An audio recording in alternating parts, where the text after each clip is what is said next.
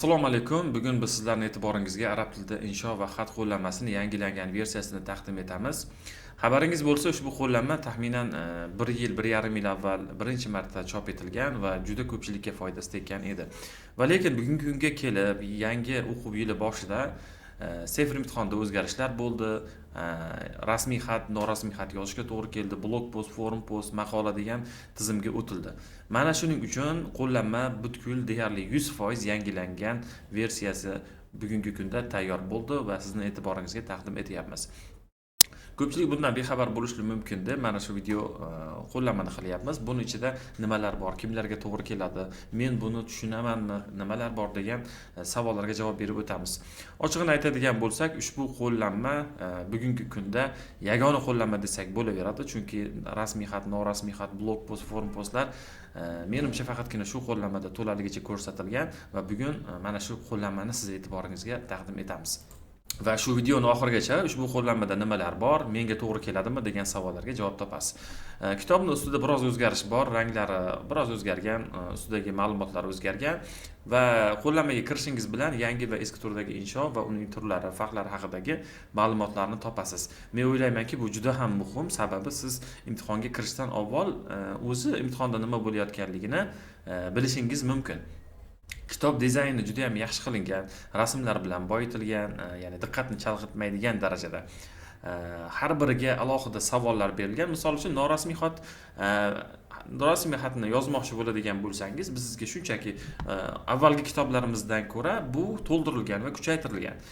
Birinchi insho va xat qo'llanmamizda misollar kam edi, bu yerda juda ham ko'p. Har bitta kirish bo'limi, har bitta joyiga alohida detallarigacha to'xtalib o'tilgan. Misol uchun savol beriladi, uning tahlili bor va strukturasi ham bor. Bu yerda nimalarni ishlatasiz, qayerga nimalarni qo'yasiz va bir emas, bir nechta, ya'ni 4-5 lab ma'lumotlar berilgan har biriga. Norasmiy xatni o'zini bu yerda tayyor strukturalari, qayerga nimani qo'yasiz, namunalari va hattoki savollar ham, boshlash iboralari, kirish iboralari batafsil berib o'tilgan. Mana shu norasmiy xatdan keyin endi rasmiy xat boshlanadi va eng yaxshi taraflardan bittasi, sizga ayni sefr imtihonida tushishi mumkin bo'lgan va tushayotgan savollarga bu yerga namunalar berilgan. Siz buni yozib ko'rishingiz mumkin va ustozingizda yoki o'zingiz tekshirtirib ko'rishingiz mumkin. Sun'iy intellektga yoki bo'lmasam o'zingiz. Rasmiy xatga o'tiladi. Shundan so'ng til uslubi, tartibi, nimaga rasmiy xat deyiladi, barchasini batafsil tushuntirib o'tilgan. Rasmiy xatning strukturasi, unga savollar va unga namunaviy javoblar barchasi berib o'tilgan. Va rasmiy xatdan so'ng undan keyin blog post boshlanadi. Xabaringiz bor, endi siz insho emas, blog post, forum post yozishga majbursiz, chunki tizim shuni talab qilyapti. Hop, ko'rib o'tadigan bo'lsak, maqola, blog post va forum post. Imtihon talablari nima so'raydi sizdan? Blog post qanday yoziladi?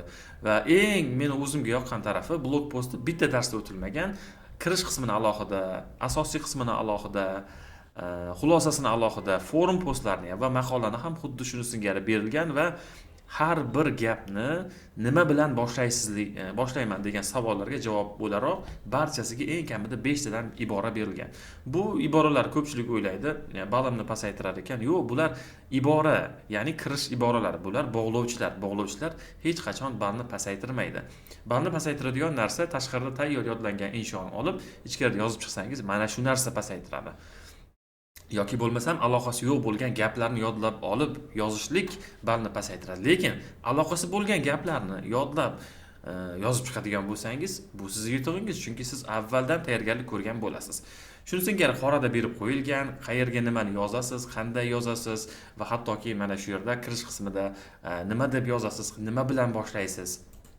Bularni barchasi batafsil tushuntirib o'tilgan. Forum postlari ham xuddi shuni singari blog post, forum post maqolalarni to'liq variantlari ham bu yerda bor. Men tez o'tkazyapman vaqtdan yutishlik uchun. Va tayyor struktura ham berilgan. Fikrni boshlash, sharh berishda, misol keltirishda nimalarni yozasiz. Ochig'i, avvalgi insho kitobimizdan bu insho kitobimizni darajasi yaxshi chiqqan, qulay va juda murakkab bo'lmagan so'zlar ishlatilgan. Avval kitobimizda biroz murakkab bo'lib ketganligi uchun o'quvchilarda biroz tushkunlik kayfiyati deydimi yoki torta olmaslik. Hozir buni B1 darajasidagi o'quvchi bemalol tortiydi. Avvalgisini B1 qiynalayotgan edi. Shuning uchun balki bu ham yaxshilikka. Va bundan tashqari iboralarga ham alohida to'xtalilgan.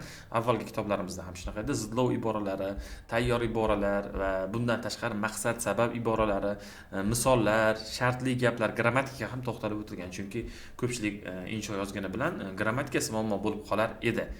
Va misollar, qiyos va taqqos iboralari, vaqt birikmalari, fikrga qo'shilish qo'shilmaslik iboralari barchasi berib o'tilgan.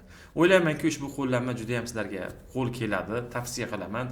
Aynan biz tayyorlaganimiz uchun emas, agar boshqalar tayyorlaganda albatta biz ham jonda foydalangan bo'lar edik.